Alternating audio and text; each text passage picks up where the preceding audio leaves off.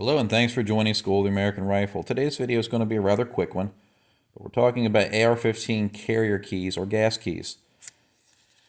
So these have passed gauging, these have failed pretty badly, and these have failed slightly. So first thing is we check the inside dimension of carrier keys to make sure they're the right size. Sometimes they're undersized, and that can be a problem because basically your carrier key binds on the gas tube, and that can wear the flared portion of the gas tube down and you get a gas leak.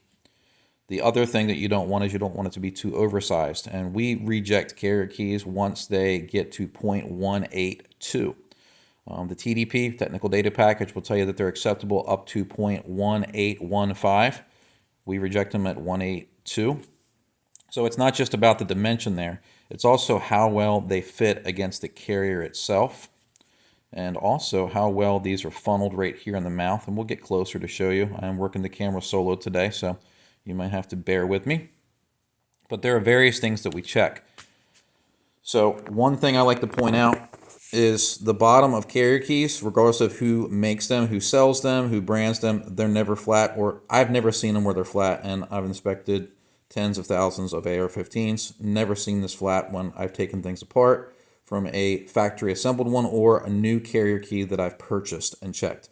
So as you can see here, this one is completely black. And this one we have silver, silver, and then this black area here. This is a low spot. And this is what I mean by them not being true. Most of the time they're low in this area, and this is where the gas path has to meet up with the top of the bolt carrier.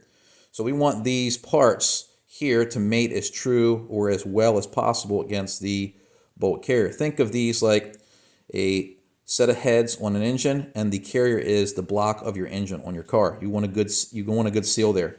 And if you don't have it, you have gas blow-by or leakage. And even companies that build to the technical data package like Colt, they use a sealant here, but the sealant they use sometimes, and this isn't just about Colt, this is about various companies. They use different sealants here. Knights Armament does it.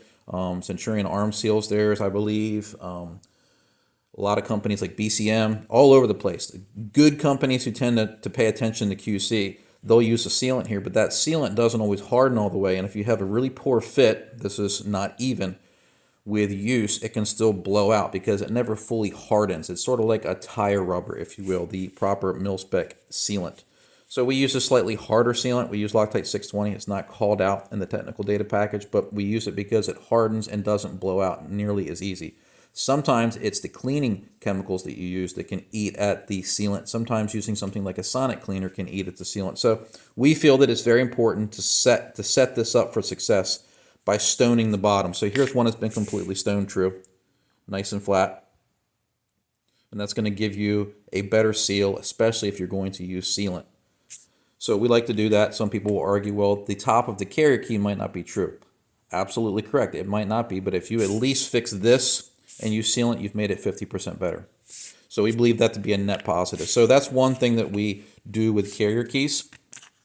The other thing that we do beyond gauging the board to make sure it's the right size is we look at the mouth. So I'm going to move over to here.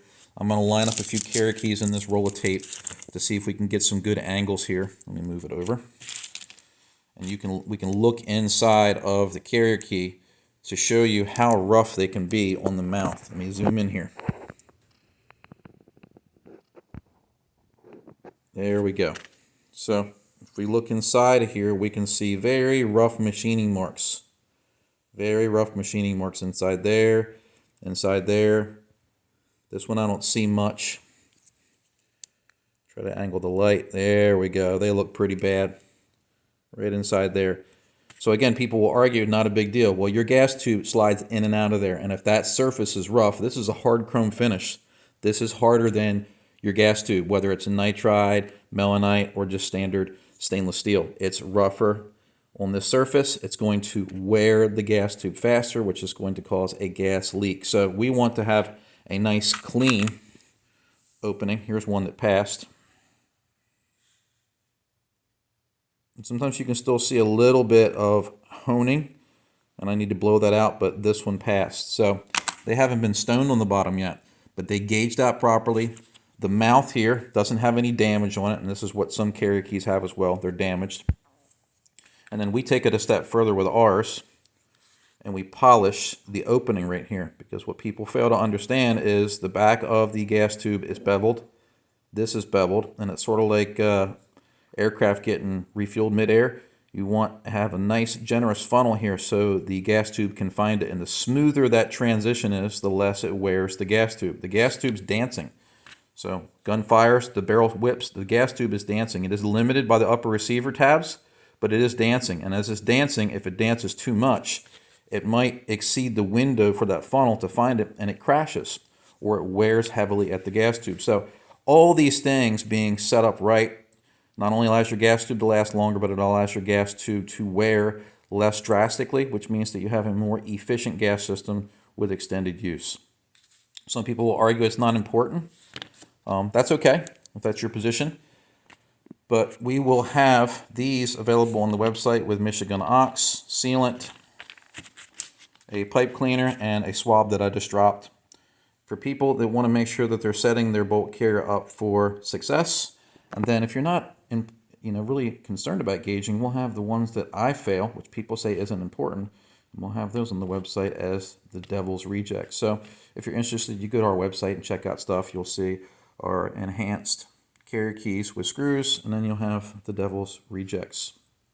I'm not going to post any links because sometimes this platform doesn't like things being advertised. So regardless of whether or not you're looking to pick up something from us, we like to teach.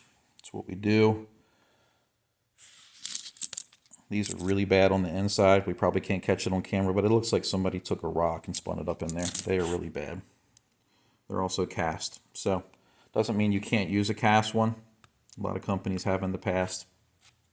They work if they gauge out properly and inspect out right, but they're extremely rough on the inside.